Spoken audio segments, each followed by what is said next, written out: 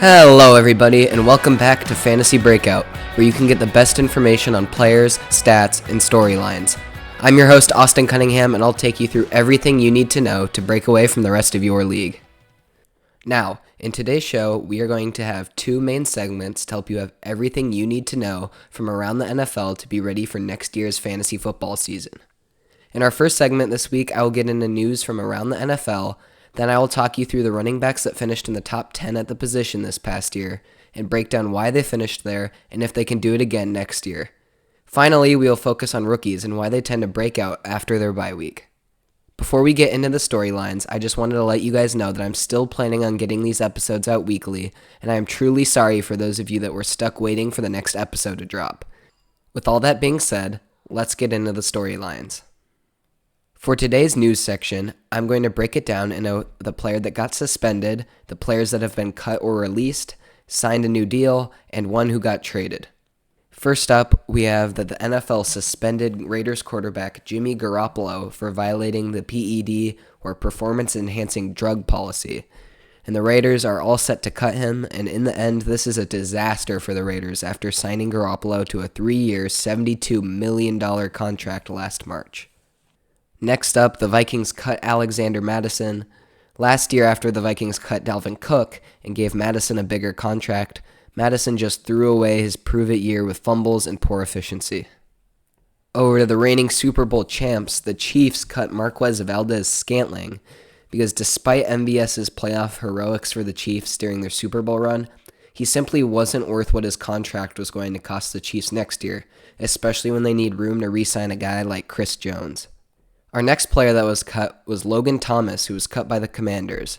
Now the longtime Commander tight end is in search of a new home, as the Commanders opted to save around $6 million in cap space. Our next piece of news is that the Saints plan to release Michael Thomas. This really comes as no surprise, since not only has Thomas failed to be able to stay on the field, but if he is still on the Saints roster by the third day of the league new year, then $119 million in bonuses will become guaranteed to Thomas. Our last release/cut is the news that the ride has come to an end. Russell Wilson will be released by the Broncos after the league new year starts on March 13th. The Broncos have to endure $85 million in dead cap over the next 2 years, which I believe only solidifies the Broncos' trade for Russell Wilson with the Seahawks, the worst in NFL history. Next, we can get into our section of news for all the players that re-signed new contracts before the league new year. First up, the Ravens re-signed Nelson Agholor to a 1-year deal. This isn't super noteworthy for fantasy. In the end, the Ravens are just trying to bring back Agholor before he counted against the salary cap in a couple of days. Next up, we have a guy that was cut and also re-signed, as Jonnu Smith was cut by the Falcons. Smith had a good year with the Falcons, but was cut to save salary cap space, and because new offensive coordinator Zach Robinson's system is more suited to a one tight end system, which would have reduced Smith's role. Instead, he signed a 2-year, $10 million contract with the Dolphins, who sorely need a tight end. Smith could actually have decent fantasy production in a high-flying Dolphins offense. Next up, the Rams re-signed Demarcus Robinson on a 1-year deal. Much like the Ravens re-signing Agholor, the Rams wanted their guy back in the building. But unlike Agholor, this is notable for fantasy since Robinson did have fantasy output last year. Our next piece of news is a little bit of franchise tag news, as the Bengals placed the franchise tag on T. Higgins. This means that if Higgins and the Bengals don't agree to an extension, the Bengals will pay Higgins $21.8 million for next year. Higgins' future is still very much up in the air, though, as the Bengals could also choose to trade him. Our next piece of news is that Mike Evans re-signed with the Buccaneers on a 2-year, $52 million contract. Well, in the end, Mike Evans truly did want to be a Buccaneer for life, and the Buccaneers were willing to spend to keep him in Tampa Bay. It is also important to note that bringing back Mike Evans was an important part of Baker Mayfield's demands to come back to Tampa Bay. As long as the Buccaneers do lock up Mayfield or another capable QB, Evans should be locked and loaded in the fantasy lineups. Our next 3 pieces of news are all tight ends that got new contracts, starting with Dalton Schultz, who re-signed with the Texans on a 3-year, $36 million contract. This is great to see after Dalton Schultz was forced to bet on himself when not many teams showed interest in him last year. He had a great year catching passes from C.J. Stroud and should be a good tight end for fantasy going forward. Our second tight end who got a new contract was Zach Ertz, as he signed with the Commanders on a 1-year, $5 million contract. The Commanders needed another tight end after cutting Logan Thomas, and it looks like Zach Ertz is that guy. Ertz may be old, but it is important to remember that he can still get fantasy production, which he showed us when he was on the Cardinals. And last, but certainly not least, Hunter Henry and the Patriots agreed on a 3-year, $27 million contract. This is a smart move by the Patriots since Hunter Henry was set to become an unrestricted free agent. He was their best pass catcher last year and will be a reliable target for whomever the Patriots go with at quarterback. To conclude our news segment, we have 2 trades that went down. Our first trade was Jerry Jeudy was traded from the Broncos to the Browns for a 5th and 6th round pick in this year's draft. Well, the rumors of Jeudy being traded by the Broncos finally came true. The Browns will add Jeudy as the number 2 wide receiver to pair with Amari Cooper, and the Browns get some draft capital this year to get ready for year 2 with Sean Payton. Our final piece of news for today is that the Patriots are finalizing a trade with the Jaguars in order to send Mac Jones to Jacksonville in exchange for a 6th round pick. The reasons for this trade seem pretty simple. The Patriots are looking for a new franchise QB and are done trying to wait on Jones after 3 terrible years. The Jaguars will bring him in to compete with CJ Beathard as Trevor Lawrence's backup. Well, that will wrap up our news segment and bring us to this year's top 10 finishers at running back. I will talk you through their season and how you should look at them heading into next year. Without any further ado, let's get into it. First up, at number 10, we have Lions rookie Jahmyr Gibbs. I know I covered Gibbs a lot in my rookie review episode, so I'll keep this short. But the Lions selected him with the 12th overall pick in last year's draft, and one of the main reasons that Gibbs was drafted so high was because of his dual threat ability in both the running and passing games. It really doesn't matter whether you are in a PPR or a non-PPR league. Having pass-catching RBs is an edge in fantasy because it is just another source of points for your team regardless of the extra point for the reception. Also, while I think that it is important to acknowledge that Gibbs will be sharing the backfield with David Montgomery for at least another 2 years, I actually don't think it will hurt his fantasy value. Sharing the backfield could actually help him stay healthier throughout the season, which could be big for Gibbs, who is only 5'9" and 200 pounds. The takeaway from all this is that Gibbs should be a valuable fantasy asset next year and should only get better in his sophomore year. At number 9, we have another rookie in Bijan Robinson. The story of Bijan this year can pretty much be summarized like this. He's one of the most talented guys on the field every week and looked to be an elite fantasy asset. The only thing that held him back was misutilization by head coach Arthur Smith. Coming into the draft, Bijan was projected to finish as the top 3 RB and for the most part was only drafted behind Christian McCaffrey and Austin Eckler. That's because while he was playing at the University of Texas, it didn't matter whether he went around, over, or through defenders. Either way, he was going to get past them. The Falcons fell in love with Bijan's skill set and drafted him with the 8th overall pick. Despite the Falcons being a nearly perfect landing spot where it looked like Bijan could take over the backfield, Arthur Smith was the biggest reason why he didn't finish as a top 5 RB. The bottom line is this. Arthur Smith isn't there anymore after being replaced by Raheem Morris, and if the Falcons could land a solid quarterback in free agency or the draft, Bijan's potential is unlimited both in fantasy and in real life. Coming in at number 8, we have Derrick Henry. 2023 was quite the year for Henry, as even though overall he was good for fantasy and had good stats, it was a far cry from Henry's past seasons. Even though his final stat line was good, if you had Henry in fantasy, then you would know just how much of an up and down ride it was to have him on your team. He averaged 14.51 points per game, but you never knew when you would get a 20-point week or a 5-point week. For example, during week 15 against the Texans, Henry had 16 rushing attempts for a measly 9 yards. But then we had games like week 18 against the Jaguars, where he had 19 attempts for 153 yards and a touchdown. What you have to remember when looking at Henry's value going into next year is that he's going to be a free agent this offseason. Henry's value will all depend on where he signs. Most teams will probably still look to have a committee in the backfield, even if they do sign Henry, which would definitely hurt his value as he does not catch a lot of passes. My advice would be to wait to form your opinion on the 30-year-old until he signs with a new team and until we see what that team does or doesn't decide on who to add to the running back room. At number 7, we have Kyren Williams. No one saw this type of breakout season coming for Williams because of Cam Akers being projected to lead the Rams' backfield. Akers and the Rams had been at odds the season before, but going into the season, everything looked right for Akers to go out and have a good season. But Williams was given the chance after Akers once again fell out of sorts with the Rams and was traded to the Vikings after Week 2.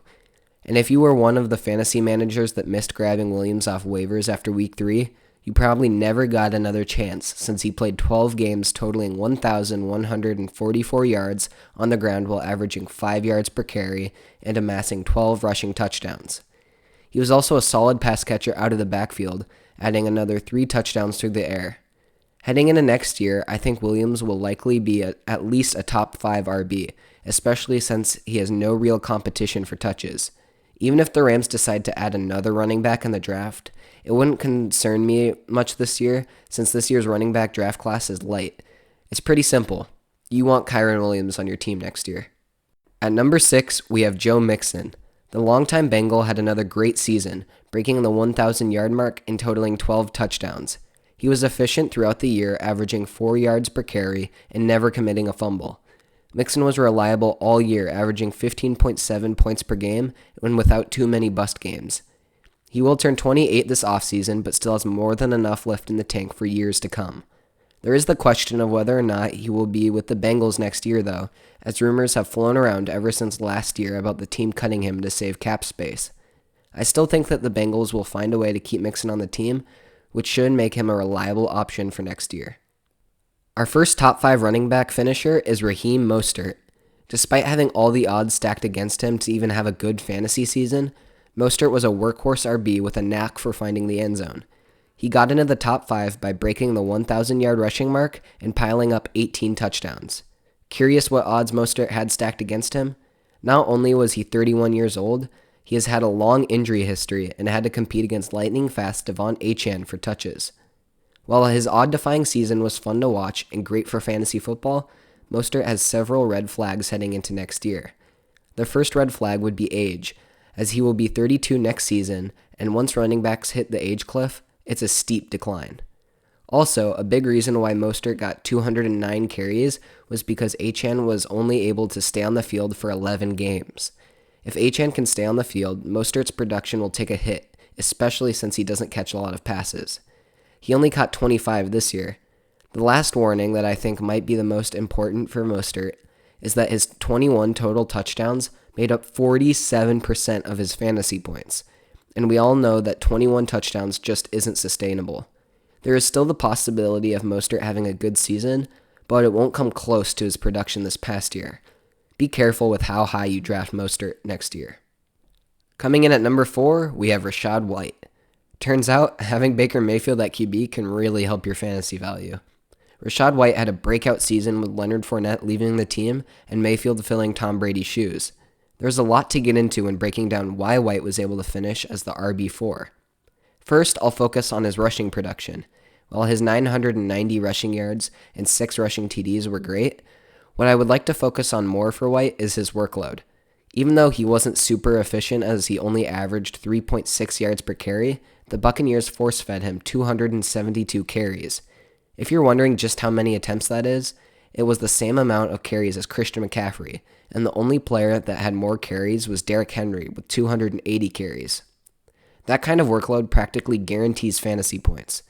And though his rushing production is important, what truly pushed him to fantasy stardom was his receiving production. White had the 4th most receptions among the running backs last year with 64 catches on 70 targets, not to mention 539 yards and 3 touchdowns. I think White should have another superstar season as long as the Bucs choose not to add more competition in free agency or the draft. I also think that bringing Mayfield back would help boost his production once again. At number 3, we have Travis Etienne. Etienne checked all the boxes for fantasy in his second full year in the league. He's one of those running backs that can break away for a touchdown run from anywhere on the field, as well as being an efficient pass catcher. He broke the 1,000-yard rushing threshold and was great at finding the end zone, as he had 11 rushing TDs. The great thing about Etienne is that he doesn't really have any major red flags for next year's fantasy season. Tank Bigsby wasn't an issue and didn't really compete with Etienne for touches. Etienne is also super young at 25 years old. There's also the fact that PFF rated the Jaguars' offensive line dead last in run blocking grades. If the Jaguars upgrade their offensive line this offseason, the case for ETN in fantasy will only get stronger. ETN was one of the best last year, and barring any injuries, should be among the best next year. At number 2, we have Breece Hall. It was amazing to see Breece come back from tearing his ACL last year and put together a great fantasy season despite his team's poor offensive line and quarterback play. He started the year slow as Aaron Rodgers went down with an Achilles injury on his first drive as a Jet, allowing teams to stack the box when Zach Wilson took over. Thanks to all those factors, Hall wasn't even that great on the ground outside of 2 huge 170-plus yard rushing games. Hall, like Rachaad White, had such a great fantasy season because his pass-catching production helped to make up for what he couldn't always get rushing. He led the running back position in targets with 95 and racked up nearly 600 receiving yards. I love Breece Hall next season for a lot of reasons. He will only be 23 years old next year, and the Jets will definitely have to address the holes on their offensive line, whether that happens through the draft or free agency. And regardless of whether Aaron Rodgers is able to recapture his MVP caliber season or not, having him back on the field should help Hall face less opposition at the line of scrimmage as teams are forced to guard against a capable passing game. Hall will probably be a top 10 pick in fantasy drafts next year and can be counted on to win weeks for your team. Finally, we have our number 1 running back finisher in Christian McCaffrey. There's not much to say when it comes to McCaffrey. He has an unstoppable impact on the field and for fantasy football. I could honestly describe McCaffrey and his season with 3 words: force of nature. But since it's my job to give you the breakdown of each player, I'll give you a quick overview of his accomplishments this past year.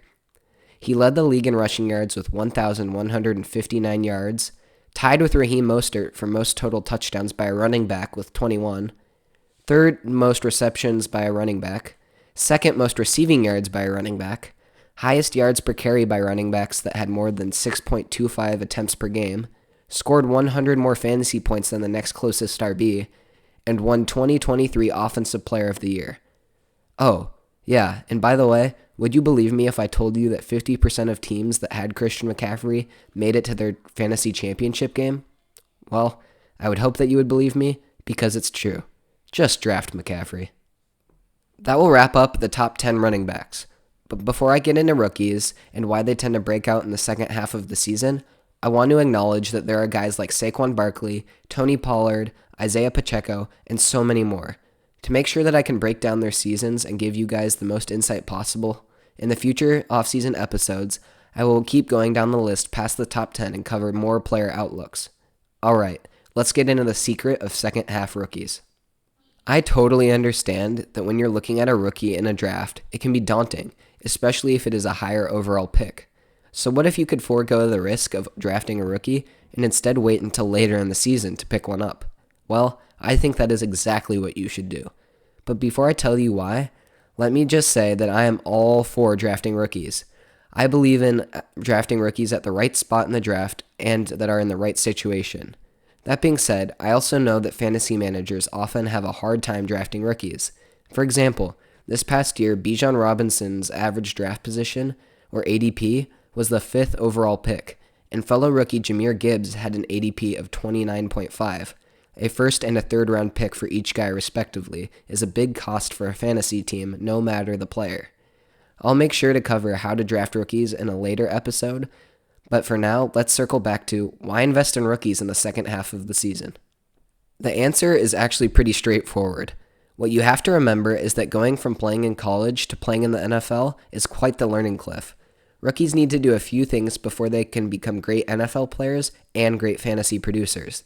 They need to 1. Learn the playbook, 2. Acclimate to NFL playing speed, and 3. Earn the trust of their coaches and teammates.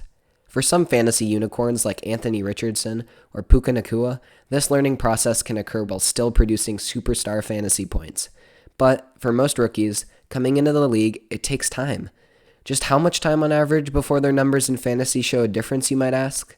The second half of the season seems to be the turning point. You might have also heard that rookies tend to break out after their team's bye week. I would say that that is true for teams with bye weeks more towards the middle of the season, but it is harder to say for teams that have their bye weeks super early in the season. For that reason, it seems that the second half of the season is the better metric. For all my analytics people out there, don't worry, there are numbers to back up increased production by rookies in the second half of the season. Fantasy Footballers writer Matt DiSorbo wrote a great article about it. I'll put the link in the episode notes for anyone that wants to check it out. In his article, he talks about how on average QBs and wide receivers see their average points per game go up about 1 point in the second half of the season, while running backs' points per game increases by an unbelievable 2.5 points. Also, for any of you guys that are unfamiliar with the terms floor and ceiling in fantasy football, let me fill you in. A player's floor is the lowest amount of points that they could potentially get you in a week, while a player's ceiling is the most amount of points that they could get you in a week. The higher a player's floor, the more consistent they are, and the higher a player's ceiling, the more week-winning potential they have. Well, DiSorbo also talked about how quarterbacks usually see a boost in their floor in the second half of the season, while running backs and wide receivers usually see a boost in both their floors and their ceilings.